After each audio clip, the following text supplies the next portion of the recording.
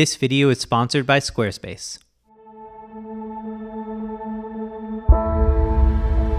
3 years ago, I boarded a plane for Las Vegas for the announcement of one of the most influential cameras ever. I then began putting the A7 III through some of the craziest and most amazing shoots I have ever worked on. And for the 3 years since that day, the A7 III has been my most used and recommended camera of all time. But what about now? If you wanted to buy a new camera today, does the Sony A7 III still make sense? Alright guys, what's going on? Hope you guys are doing amazing. This is the Sony A7 III, and I really wanted to dig into this camera because we are just shy of a 3-year anniversary for it, and it's holiday season. I know a ton of you are still interested in buying this camera, plus it just went on an absolutely crazy sale. So I wanted to answer the question if it still made sense to buy the Sony A7 III. Now this was a legendary camera that just completely redefined the marketplace. Sub $2,000 price, full frame sensor, pro-end features. Nobody else was doing it at this time. In fact, just to kind of show you how amazing this is, Canon and Nikon have actually come out with 2 different cameras to try to compete with this, and in 3 years they are only now beginning to catch up with it. But a lot has changed in those 3 years. We've had firmware updates, price drops, and new competition in the market. So let's dig into it and see if it still makes sense to pick up the Sony A7 III. So image quality, that's one of those areas that Sony just kind of nailed on this camera. 24 megapixel backside illuminated sensor. It was really that sweet spot between great dynamic range, low light performance, and then still giving you enough resolution that you could push these files and print large if you did want to. It really is still one of the best quality cameras you can buy. And if you do want a little bit more of a breakdown, definitely check out the full review. I'll post a link right here because we'll break it down a little bit more in that video. However, if you were to try to kind of find an area that maybe the other cameras are doing a little bit better, it would be in regards to color. Sony has kind of fine-tuned their color twice. One was right before this camera. This camera was the first big upgrade of their new color space, and then another one shortly after it.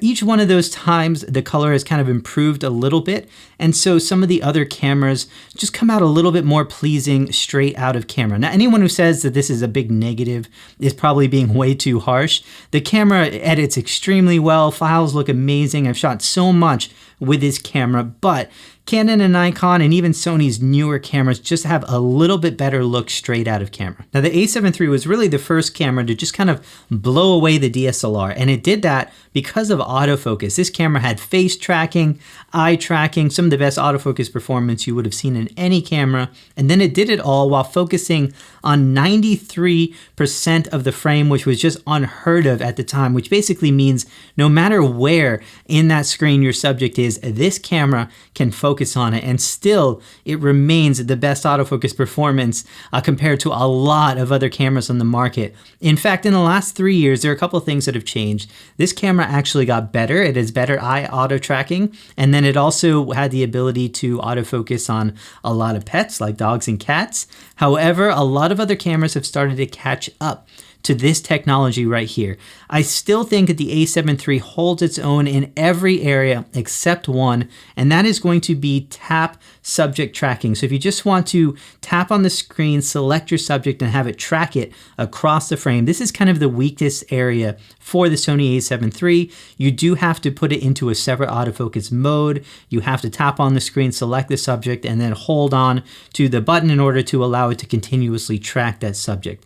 Now, Sony's actually improved this in a lot of their newer cameras. However, this particular camera has not gotten those upgrades via firmware, and so there are some advantages to even Sony's other cameras or Canon and Nikon in this one little area right here. Now you can absolutely still focus on anything, and this camera does it amazingly well, but if you want to touch track, the other newer cameras from Sony do it easier and better. Now something that made my life easier and better is Squarespace, that allowed me to start building a brand new website in a single night. With its template-based design, I instantly had an amazing starting point with the ability to add content blocks to showcase my work exactly how I wanted it.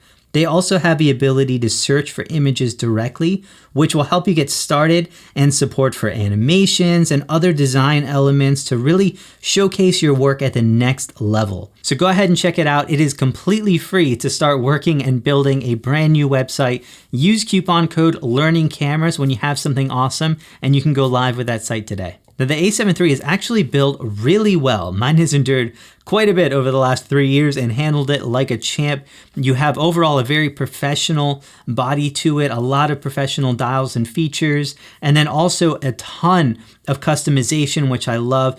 Great battery life as well, and dual SD cards, which was just unheard of in a sub $2,000 camera at the time. Now, in the last 3 years, a lot of other cameras have gotten a lot wiser and started to include most, if not even a few more, of these kind of attributes that made the A7 III really unique.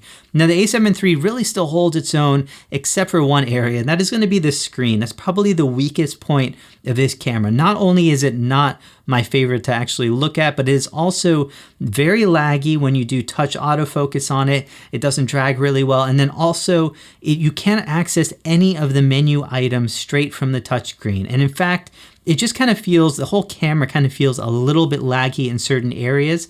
The menu's a little bit confusing, and then not having that ability to kind of touch through the menu kind of hurts it a little bit more. Now, if you are picking up this camera, I do have a help guide going over every aspect of the menus of this camera, how to set it up, and my recommended choices. So definitely look at that right there. And I'll also include a few videos for kind of getting started and some tips and tricks. So definitely check those out. So video on the A7 III is probably the most interesting, and that is because 3 years ago, I actually largely bought the A7 III because of the video quality and features that it offered.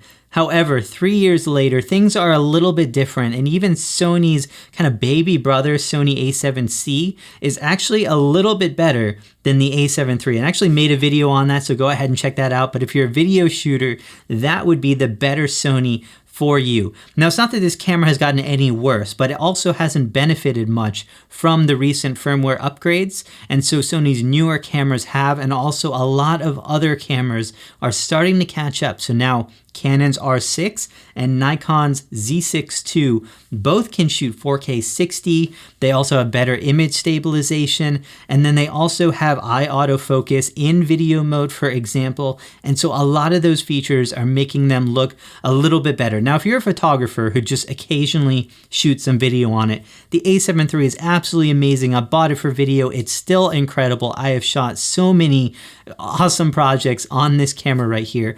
But if you're a videographer and are looking at using this mostly for video, definitely look at Sony's A7C if you're looking for under that sub $2,000 market.